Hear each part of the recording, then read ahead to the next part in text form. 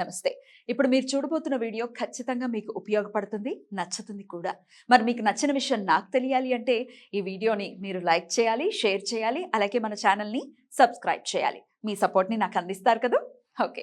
ఇప్పుడు వీడియోని స్టార్ట్ చేద్దాం. నమస్తే, వెల్కమ్ టు అవర్ ఛానల్. నేను పద్మిని. ప్రస్తుతంతో పాటు ప్రముఖ ఆధ్యాత్మికవేత్త, వాస్తు జ్యోతిష పండితులు వైవీఎస్ఎస్ గిరిరావు గారు మనతో పాటు ఉన్నారు. మాట్లాడదాం. సార్ నమస్తే అండి. నమస్తే అమ్మా.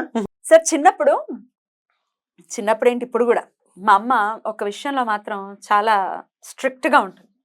బయటికి ఎప్పుడైనా వెళ్ళేటప్పుడు ఎక్కడికి అని అడిగితే తిట్లో ఒక 2 మొట్టికాయలు ఖచ్చితంగా పడతాయి. తిన్న రోజులు ఉన్నాయి. సో చిన్నప్పటి నుంచి ఆ బ్రాటప్ లోనే దాన్ని ఖచ్చితంగా చెప్పటం. ఎక్కడికి బయటికి వెళ్ళేటప్పుడు ఎక్కడికి అని అడిగితే పని అవ్వదని, లేకపోతే అట్లా అడగకూడదు, అది అపశకనంగా కూడా కన్సిడర్ చేయడం, ఇట్లాంటివన్నీ చూస్తుంటాం. ఇట్లా శకునాల గురించి మాట్లాడుకుంటే ఇదొకటి. తర్వాత బయటికి వెళ్ళేటప్పుడు ఎదురు అవ్వచ్చు, లేకపోతే పిల్లి ఎదురు వచ్చింది, ఇట్లా రకరకాల. అసలు ఫస్ట్ మనం ఈ బయటికి వెళ్ళేటప్పుడు ఎక్కడికి అని అడిగితే ఏమవుతుంది అనేది ఒకసారి తెలుసుకోవాలని అనుకుంటున్నాం. ఎందుకని వద్దు అని అంటారు? ఈ శకునాల గురించి కూడా మాట్లాడుకుందాం. శకునాల్లో ఏంటంటే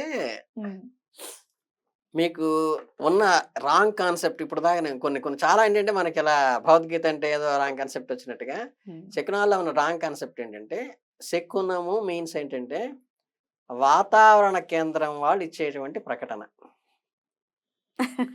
అంటే ఏంటంటే ప్రధానంగా మీరు అర్థం చేసుకోవాల్సింది, రేపు వాయుగుండం వల్ల 3 రోజులు భారీ వర్షాలు కురుస్తాయి అని వాతావరణ కేంద్రం వాళ్ళు చెబితే, వీళ్ళు చెప్పటం వల్ల వర్షం రాదు, వర్షం రాబోతుంటే వీళ్ళు చెప్తారు. కరెక్ట్. ఇది ఫండమెంటల్. అలాగేంటంటే మీ అనాలిసిస్ చూసి, అంటే ఇప్పుడు మీ జాతకం చెప్తుంటాం, హస్తసాముద్రికం చూసి చెప్తున్నప్పుడు ఏంటంటే, మీకు డాక్టర్ దగ్గరికి వెళ్తారు, ఆయన బ్లడ్ టెస్ట్, యూరిన్ టెస్ట్, ఎస్క్యూరన్ ఇవన్నీ చేసుకురామంటారు. చేసుకురామని చెప్పి ఆ బ్లడ్ టెస్ట్ చూసి, ఏమండి మీకు ఇంత షుగర్ ఉంది, లేకపోతే బీపీ ఉంది, లేకపోతే మీకు హార్ట్లో ఈ డిసీజ్ ఉందని అని చెప్తాడు. ఈయన చెప్పటం వల్ల మీకు డిసీజ్ రాదు, మీకు డిసీజ్ ఉంటే ఆయన చెప్తాడు. కరెక్ట్. ఇది తెలియకపోవటం వల్ల శకునం గురించి కానీ జాతకాల గురించి కానీ అందరూ చెడుగా ఊహించుకునేది కారణం ఏంటంటే, హస్తంలో ఈ రేఖ ఇలా ఉండటం వల్ల వాడికి జరగదు. వాడి లైఫ్లో ఇలా జరిగేటువంటి యోగం ఉంటే హస్తంలో గీత ఏర్పడుతుంది. ఇండికేషన్ లాగా అనుకోవచ్చు. ఇండికేషన్ అది. చాలా మంది ఏంటంటే హస్తంలో ఈ రేఖ ఇలా ఉంటే జరుగుతుంది కాదు, వాడికి అలా జరగబోయేది ఇందులో ఇండికేషన్ రిపోర్టు. ఇప్పుడు మీరు డాక్టర్ రిపోర్ట్ ఇచ్చాడు, నాకు మెడికల్ ఇలా ఉందని, రిపోర్ట్ చించేసాను అనుకోండి, ప్రాబ్లం పోదు కదా. అట్లా చెయ్యి నరికేశారనుకోండి, చెయ్యి లేదు వాడికి, యాక్సిడెంట్ అయిపోయింది, జాతకం పోతుందా? పోదు.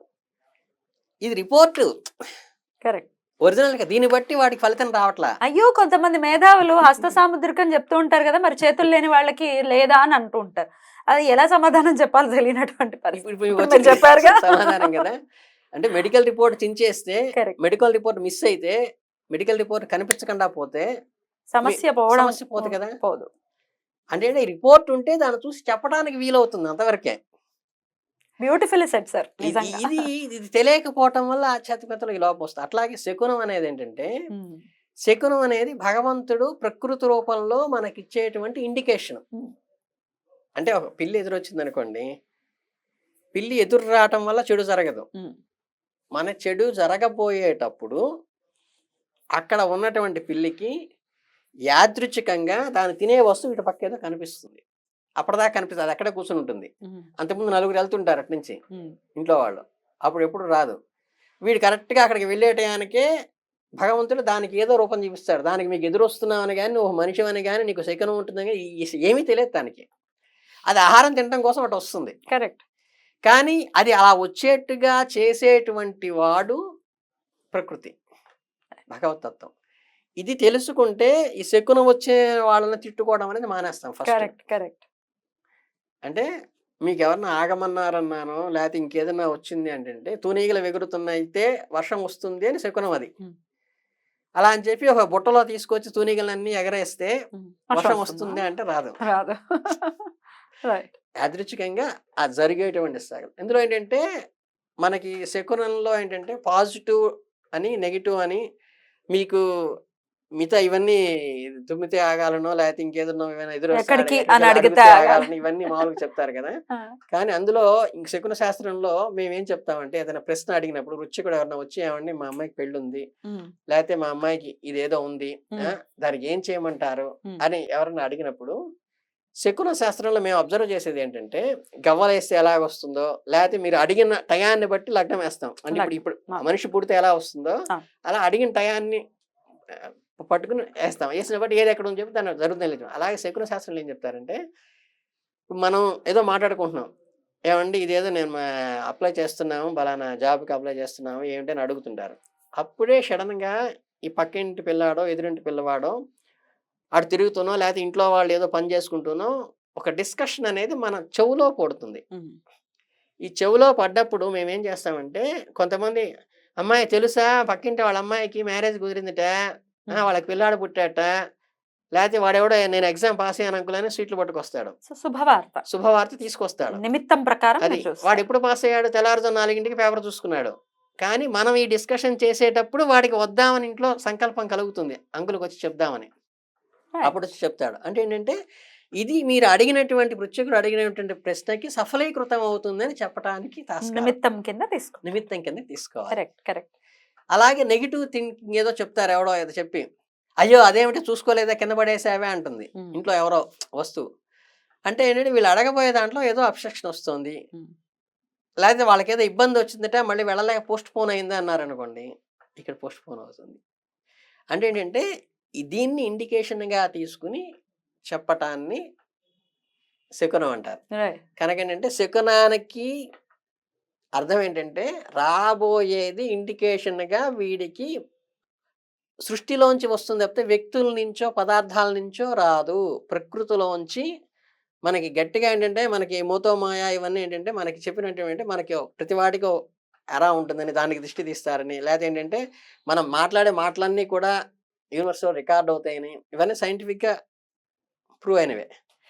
అలా వాటి కోసం ప్రకృతి చెప్పేటువంటి ఇదే కాదు తప్పితే వ్యక్తులు చెప్పేది, పదార్థాలు చెప్పేది, జంతువులు చెప్పేది కాదు శకునం. ప్రకృతి మనకి ఇచ్చేటువంటి ఇండికేషన్. అది మీరు జాగ్రత్తగా గమనిస్తే ఇప్పుడు నేను ఆఫీస్లో ఫైల్ పెట్టేటప్పుడు కూడా ఏదైనా ఒక్కోసారి ఫైల్ 2-3 సార్లు వెనక్కి వస్తూ ఉంటుంది, లేకపోతే ముందుకు వెళ్ళదు. ఏమిటా అని నాకు అట్లా వచ్చినప్పుడు వెంటనే ఏం చేస్తానంటే ఒక్కసారి మళ్ళీ నేను రాసిన నోట్ ఫైల్ అంతా చదువుకుంటాను. ఖచ్చితంగా ఎక్కడో చోట చిన్న పొరపాటు చేస్తుంటాను. అలా ఇండికేట్ చేస్తాడు, అంతలా చేస్తాడు. నమ్ముకుంటేనా ఉంటుంది. కానీ దాన్ని అబ్జర్వ్ చేయం. మనం చేసేది ఏంటంటే ఇప్పుడు నేను చెప్పింది ఏదంటే ఏదో వృశ్చికుడిని అడగడానికి ఆయన ఎవరన్నా అడగడానికి వెళ్ళినప్పుడు లేకపోతే ప్రశ్న అడగడానికి వెళ్ళినప్పుడు చెప్పేది కాదు. మీరు ఇంట్లో ప్రాక్టికల్ గా జీవితంలో మీరు అబ్జర్వేషన్ చేస్తే మీకే అర్థమవుతుంది. బ్యూటిఫుల్ అండి, బ్యూటిఫుల్. అయితే ఇట్లాంటివి ఏదైనా ఇప్పుడు పిల్ల వచ్చింది లేకపోతే ఒంటి బ్రాహ్మడు వచ్చినా కూడా వెనక్కి వెళ్ళాలి. అవును, ఇందులో కూడా మీకు నేను కామెంట్ చేయను కానీ ప్రపంచంలో ఎందుకు అలా ప్రచారం చేస్తున్నారో మీకు ఇప్పుడు మగవాళ్ళకి ఆడవాళ్ళకి భర్త పోయిన వాళ్ళకి భార్య పోయిన వాళ్ళకి వీడినేమో పాజిటివ్ చేస్తారు, వాడు నెగిటివ్ చేస్తారు. అట్లాగే ఒంటి బ్రాహ్మణుడు ఏదో వచ్చారంటే తిడతారా కొంతమంది, ఏంటి ఈయన ఎదురొచ్చాడు అన్నట్టుగా. అసలు ఒంటి బ్రాహ్మణుడు అనేది ఎప్పుడు వచ్చిందంటే మనకి ఒరిజినల్ గా హారిజన్ ఎక్కడి నుంచి వచ్చిందంటే శుభకార్యానికి పెళ్లికి గాని లేదా సభకు కానీ దేనికి వెళ్ళినా సరే బ్రాహ్మణుడు సింగిల్ గా వెళ్ళడు.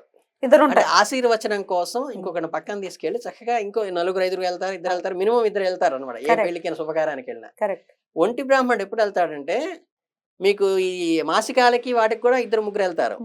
ఒక్క శవదహనానికి వెళ్తారు చూసారా, అంటే ఏంటంటే మనిషి చనిపోయినప్పుడు పాడగడతారంటారు సరే, దానికి వెళ్ళేటప్పుడు ఇద్దరుగా వెళ్ళాడు ఎవడు బ్రాహ్మణుడు, ఒక్కడే వెళ్తాడు. అంటే ఎవరైనా బ్రాహ్మణుడు దర్భలు పట్టుకుని సింగిల్ గా వెళ్తున్నాడు అంటే అదేదో అక్కడ ఇబ్బందికరమైన ఇన్సిడెంట్ జరిగింది, సో అది అశుభ శకునము అని చెప్పి మనకి అంతవరకే.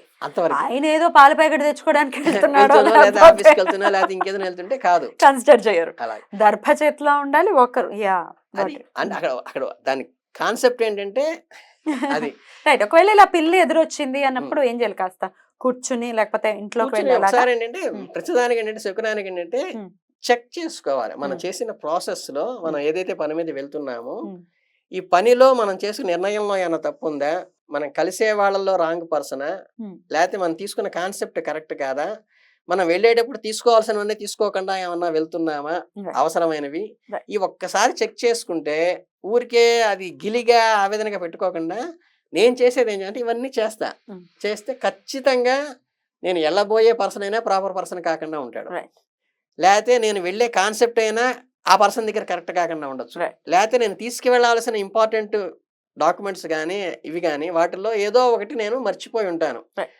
ఇది చేసుకోవాలి. ప్రతివాడు చేయాల్సిన శకునాన్ని ఏం చేయాలంటే పెట్టుకోవడం కాదు. ఇవి ఇవి ఇవి రికలెక్ట్ చేసుకుంటే ఖచ్చితంగా మీకు అరే ఇది డిఫెక్ట్ అనేది ఐడెంటిఫై అవుతుంది. నాకు ప్రతిసారి అలా ఏదైనా శకునం వచ్చి ఇబ్బంది పడినప్పుడు నేను ఎవరిని కామెంట్ చేయను, దాని గురించి టెన్షన్ పడను. నేను చేసే పనిలో ఏదో నాకు భగవంతుడు ఇస్తున్నాడు indication. Right, right. What is that అని అబ్జర్వ్ చేసుకుంటే Beautiful.